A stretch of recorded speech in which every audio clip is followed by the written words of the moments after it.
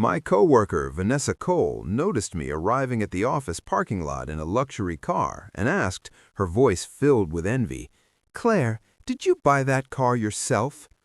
I recalled my father's advice about staying discreet, never let others know exactly what you have, so I replied casually, without giving her much attention, "It belongs to my husband." 3 months later, she appeared in court with several people and filed a lawsuit against me. I was completely taken aback, while she cried as if she had been deeply wronged. "It was Claire's husband," Vanessa said through tears. "I went to her house to drop off a file. She wasn't there. Her husband saw me and forced himself on me. I'm pregnant with his child." The entire courtroom turned toward me as she placed a hand on her slightly rounded stomach. "I demand $5 million in compensation and half of my marital assets. If they refuse, I will sue both of them for marriage fraud." $5 million, half of my assets. A wave of judgment filled the room, yet I remained calm, a faint smile forming as I watched her act. Vanessa had no idea that I had been single for 5 years. Yes, I had been married once, but my husband, Michael Turner, passed away 5 years ago. "You just claimed you're pregnant with my husband's child," I said evenly. "Are you certain about that?" The courtroom fell silent. Vanessa lifted her chin. "Of course I'm certain, Claire. Out of respect for the time we worked together, I wanted to resolve this privately, but you refused to admit it. I had no choice but to take legal action. Now that we're here, you should tell the truth." Her mother glared at me angrily. "You're Claire Bennett, right? That man you call a husband destroyed my daughter, and he doesn't even have the courage to appear in court.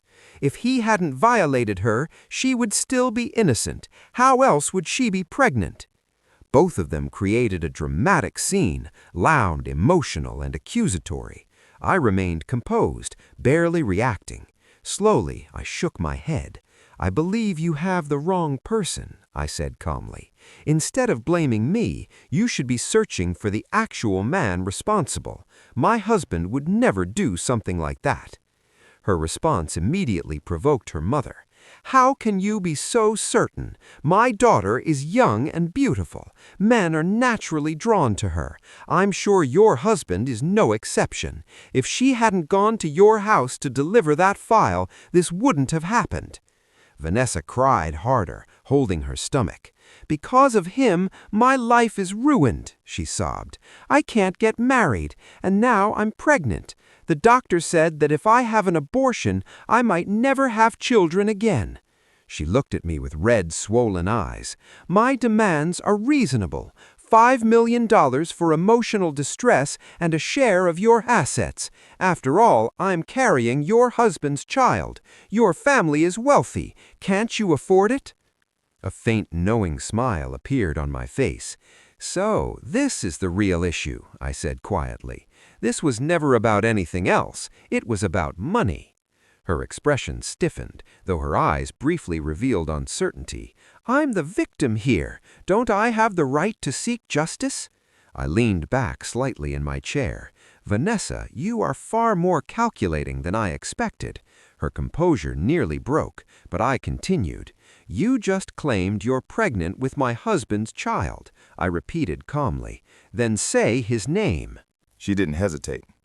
"Michael Turner." The name lingered in the air, and the room felt noticeably tighter. I folded my hands and looked directly at her. "Michael Turner," I said calmly, "has been dead for 5 years." Silence followed immediately. For the first time since the proceedings began, Vanessa showed signs of fear. For several seconds, no one moved. Her lips parted slightly, but she couldn't respond. Her mother reacted first. "That's not true," she said sharply. "You're making that up to protect him." I kept my voice steady. "I buried him. There's a death certificate, a funeral, and a grave." Whispers spread across the courtroom. Vanessa's lawyer leaned in and spoke to her quietly. She swallowed, then straightened her posture again. "You think this is amusing?" she replied. "I met him. I spoke to him. He told me his name was Michael Turner." I tilted my head slightly. And you believed that?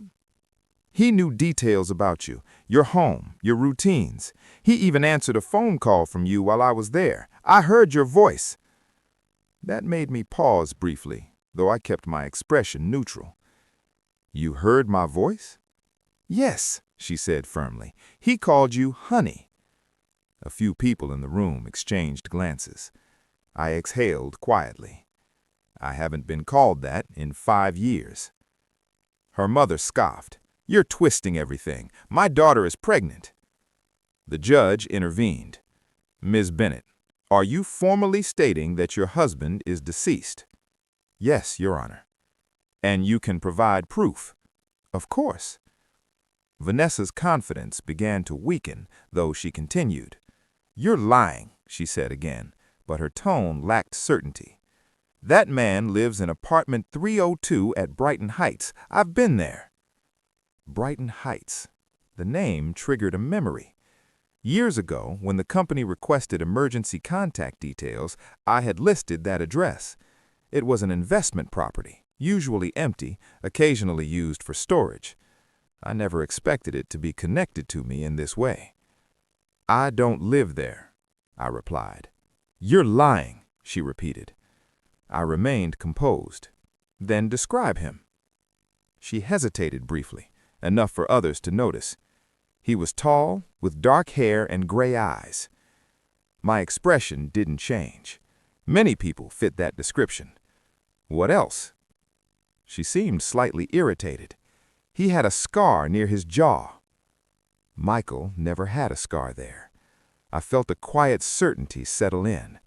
You're adding details as you go, I said. I'm not, she replied quickly.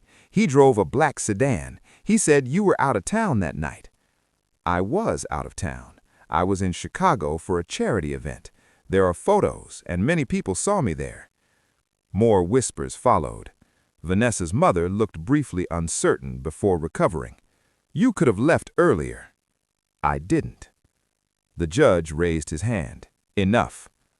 He turned to Vanessa. Ms. Cole, if the defendant's husband is deceased for 5 years, this is a serious matter. We will need immediate verification. Vanessa's lawyer stood. Your Honor, even if that is accurate, someone presented himself as her husband. That does not invalidate my client's claim. The focus shifted. It was no longer strictly about my husband, but about a man impersonating him. I folded my hands again. So now it's not about my husband. Vanessa looked at me. It was him. You're certain? Yes. You're willing to confirm that under oath? She hesitated briefly, then said, yes. The judge nodded. We will arrange a DNA test regarding the pregnancy. If the alleged father is deceased, the results will clarify the matter. At the mention of DNA, Vanessa visibly stiffened for a moment. Both the judge and I noticed. Her lawyer leaned in, speaking urgently. Her grip tightened on the table.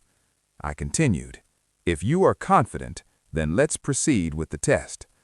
Her mother responded immediately. Of course, we have nothing to hide. But Vanessa avoided eye contact, looking down instead. At that moment, it became clear this situation was not a simple accusation. It suggested planning. The judge concluded, this court will recess for 1 week. Both parties must submit documentation. A DNA test will be conducted. The room gradually cleared. The earlier judgment was replaced with uncertainty. As I gathered my belongings, I felt someone watch. Then why is she so confident in court? I asked. Because she believes she's protected. Protected by whom? He gently removed my hand. You still don't understand. My pulse was steady but intense. Understand what? You, he said. The word felt misplaced. Me? Yes. He stepped closer, lowering his voice. This isn't about her. It's not even about me. Then what is it about? He studied my expression carefully, as if committing it to memory. It's about what Michael left behind. I paused. What do you mean? You should review your old house records, the ones from 5 years ago. I already went through everything after he died. Not everything. Silence followed. You're not telling the truth, I said finally. He remained calm. You're either working with her or you're mistaken. Neither. Then explain the situation. He turned toward the door again. You don't actually want the truth. That's not your decision. He stopped at the doorway and looked back. Ask yourself one question, Claire. What question? If your husband truly died in that accident, why wasn't there a public obituary? For a moment, I had no response. There had been a funeral, private, closed, limited to family. That was what I had been told and what I believed. Before I could respond, he stepped into the hallway. By the time I reached the door, he was gone.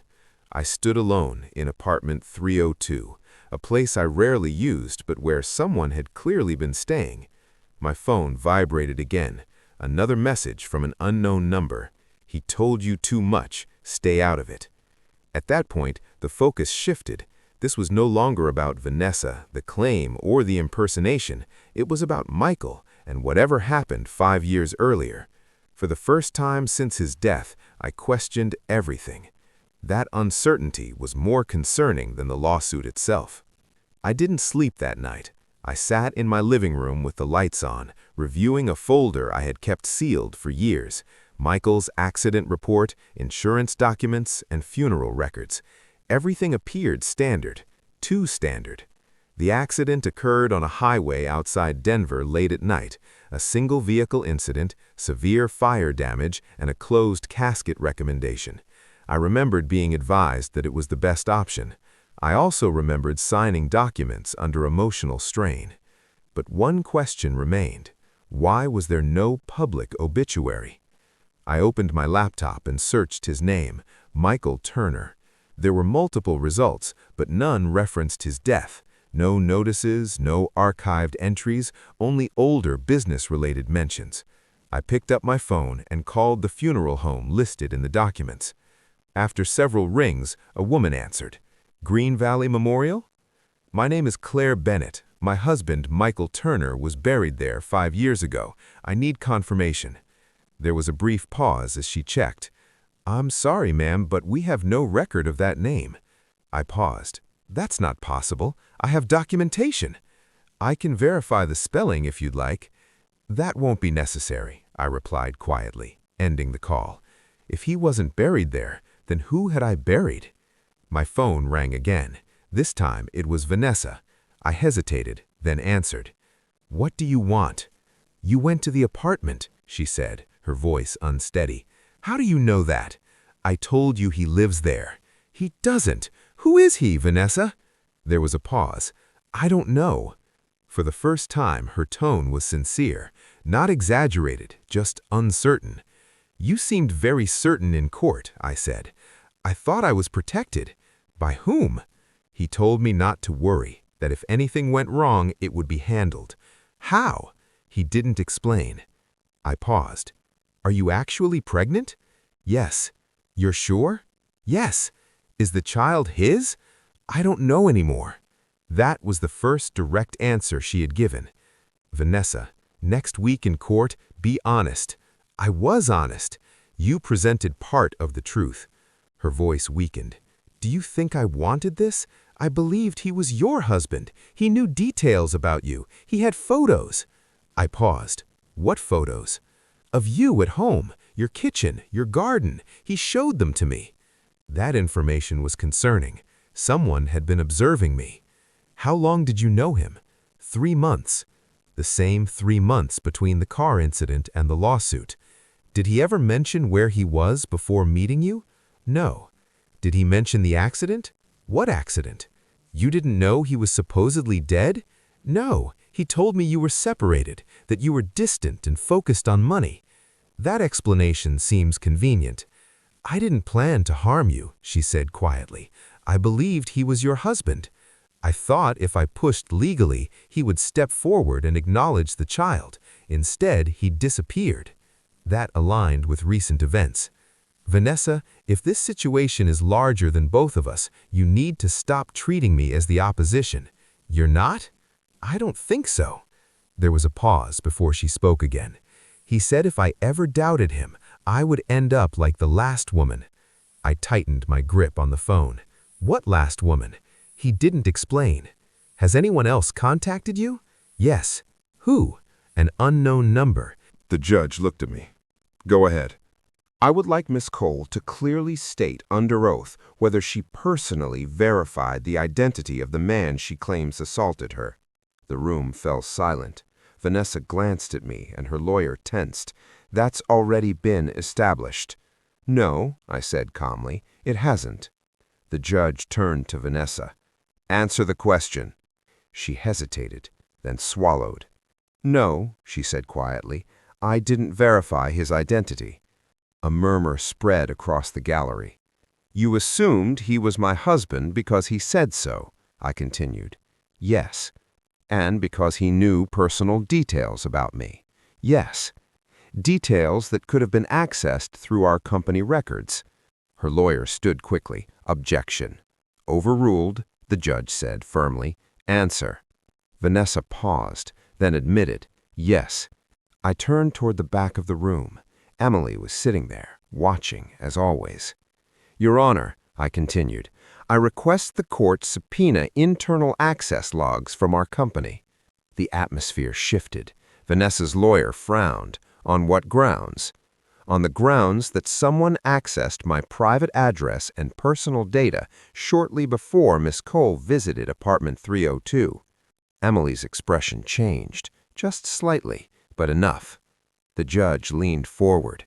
Are you suggesting a third party orchestrated this?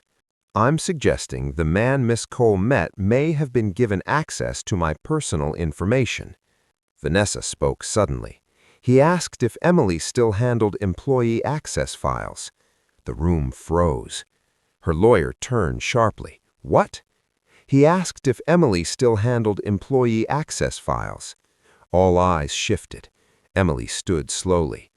I don't know what you're implying, she said, her voice controlled, too controlled. I stepped forward. You processed my emergency contact updates 5 years ago, correct? Yes. You had access to my listed apartment address. Yes. And you knew Vanessa volunteered to deliver documents that night.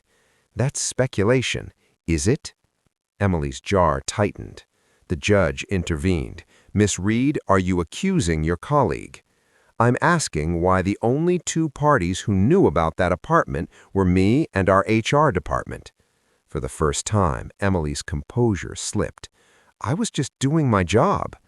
Did your job include sharing my address with an outsider? Gasps filled the room. I would never...